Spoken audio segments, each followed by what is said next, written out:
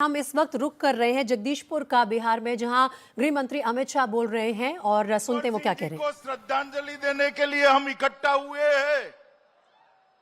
कश्मीर से कन्याकुमारी तक हमारी आवाज जानी चाहिए। देश के सभी राष्ट्रवादियों का हौसला बुलंद होना चाहिए। मेरे साथ दोनों हाथ उठाइए, झंडा उठाइए और प्रचंड आवाज के साथ बोलिए, भारत माता की, भारत माता की, भारत माता की। आज के इस ऐतिहासिक कार्यक्रम में मंच पर उपस्थित भारतीय जनता पार्टी के सम्माननीय प्रदेश अध्यक्ष डॉक्टर संजय जायसवाल जी, राज्य के लोकप्रिय उप मुख्यमंत्री तारकिशोर प्रसाद जी, रेणु दीदी उप मुख्यमंत्री जी, अध्यक्ष बिहार विधानसभा श्री विजय कुमार सिंह जी, सभापति बिहार विधानसभा अवधेश नारायण सिंह जी, यहां के सांसद और केंद्रीय मंत्री श्री राजकुमार सिंह जी, जिन्होंने इस कार्यक्रम के लिए सबके साथ मिलकर संजय भाई की पूरी टीम के साथ मेहनत की है, ऐसे नित्यानंद राय जी, अश्विनी कुमार चौबे जी, राधा मोहन बाबू जी, श्री हरीश द्विवेदी जी, हमारे सांसद और भाजपा के वरिष्ठ नेता सुशील कुमार मोदी जी, भाजपा के वरिष्ठ नेता और पटना साहिब के सांसद रविशंकर प्रसाद जी, यहां उपस्थित रामकृपाल यादव जी, सभी सांसदगण, बिहार सरकार के मंत्रीगण और आज लाखों लाखों की संख्या में यहां आए हुए वीर कुंवर सिंह जी की जन्मभूमि के, उनके बलिदान भूमि के मेरे प्यारे भाइयों बहनों, आप सभी को दो हाथ जोड़कर मैं प्रणाम करता हूं।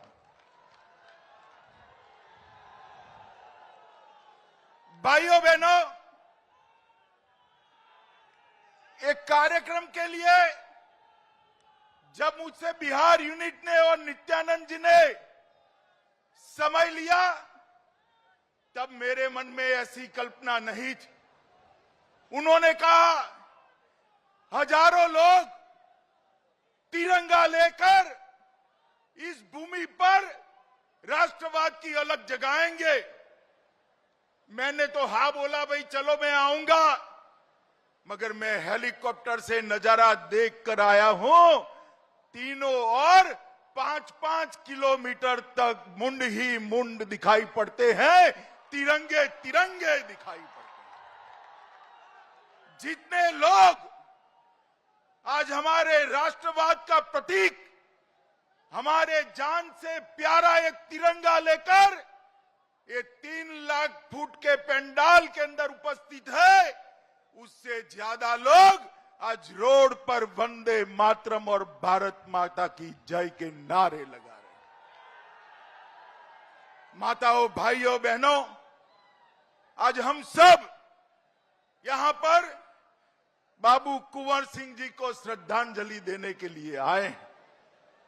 देश के प्रधानमंत्री श्री नरेंद्र मोदी जी ने आजादी के 75वें साल में आजादी का अमृत महोत्सव मनाने का निर्णय किया और ये निर्णय के 3 पहलू थे।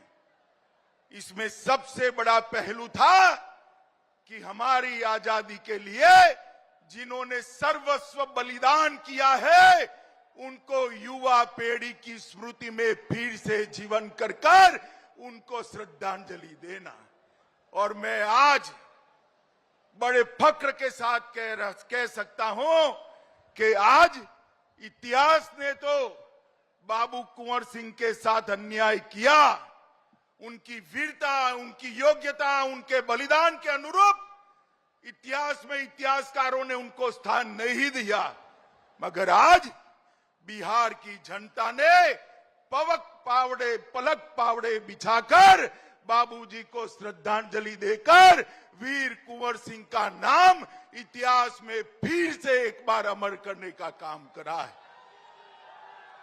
माताओं, भाइयों, बहनों, मैं 13 साल का था तब से सार्वजनिक जीवन में हूं। 58 साल हो गए।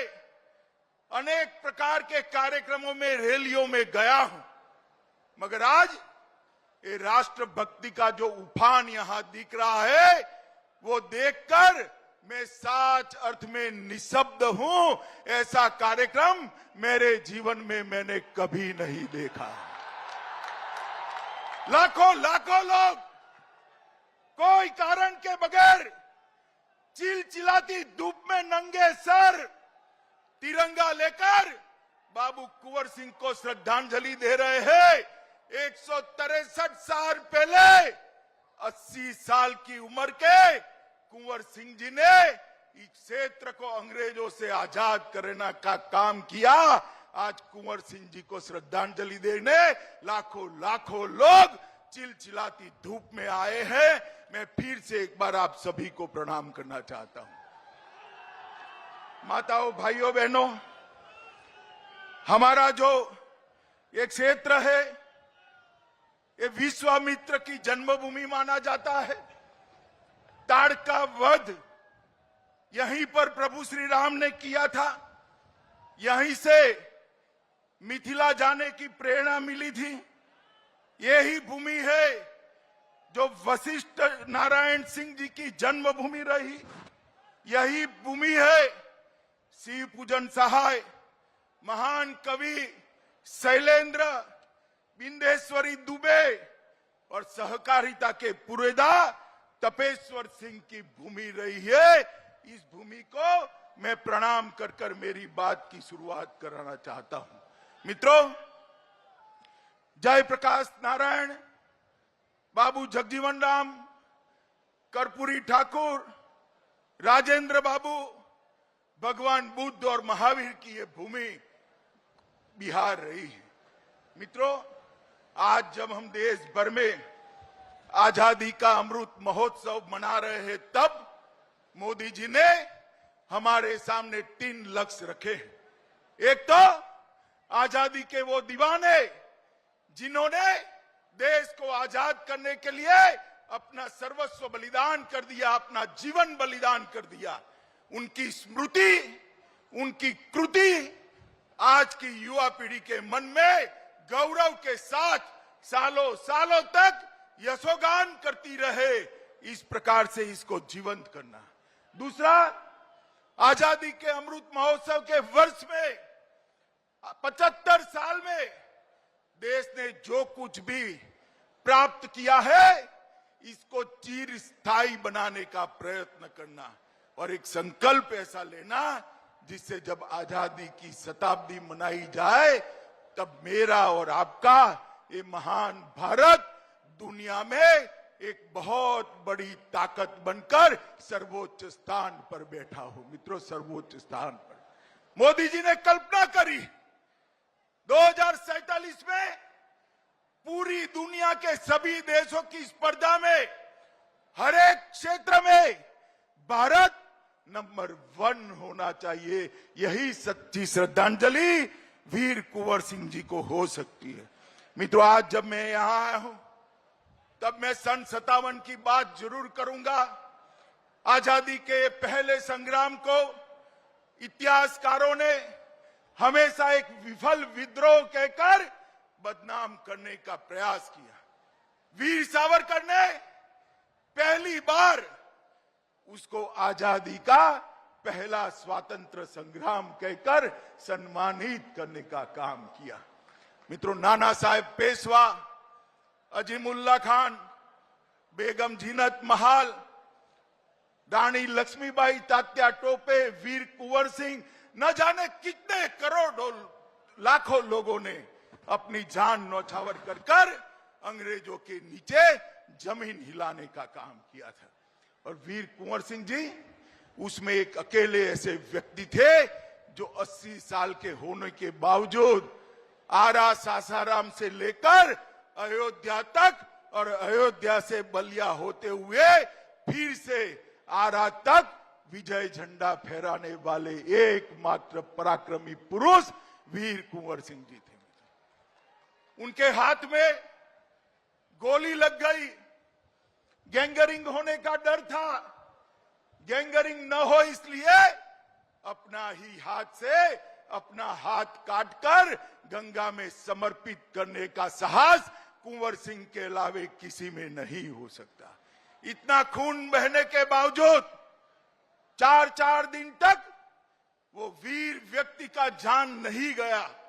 जब यहां कर आजादी का झंडा फहराया तब जाकर उसके 3 दिन बाद वो शहीद हुए। मित्रों, आज मैं वो स्थान पर गया था, कुंवर सिंह बाबू की मूर्ति को वहां पर भी श्रद्धांजलि देकर आया हूं। मेरे साथ में आरके सिंह जी बैठे थे, मेरे कान में धीरे धीरे कहते थे कि कुंवर सिंह बाबू की स्मृति में यहां भव्य स्मारक बनना चाहिए। आरके सिंह जी, आप चिंता मत करिए, भारत सरकार एक भव्य स्मारक जरूर बनाएगी, क्योंकि यह स्मारक वीर कुंवर सिंह जी की यशोगान तो है ही, इसके साथ साथ ये स्मारक 1857 के सभी स्वतंत्र सेनानियों का स्मारक बनेगा, जिन्होंने पहली बार अंग्रेजों को कह दिया था यहां पर आप हमेशा के लिए राज नहीं कर सकते, भारत छोड़कर आपको जाना पड़ेगा। माताओं, भाइयों, बहनों, आज जब मैं यहां आया हूं तब इतना जरूर कहना चाहता हूं कि उन्होंने 1857 और 58 में बांदा, रीवा, आजमगढ़, बनारस, बलिया, काजीपुर, सासाराम, गोरखपुर और अयोध्या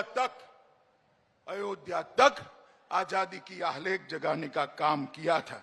और जब यहां पर अंतिम लड़ाई लड़े, गंगा नदी को पार करते हुए हाथ में गोली लग गई, अपना ही हाथ काटकर यहां स्वतंत्र भारत का झंडा फहराकर वो वीर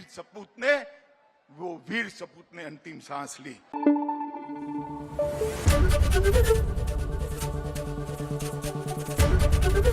एबीपी न्यूज आपको रखे आगे।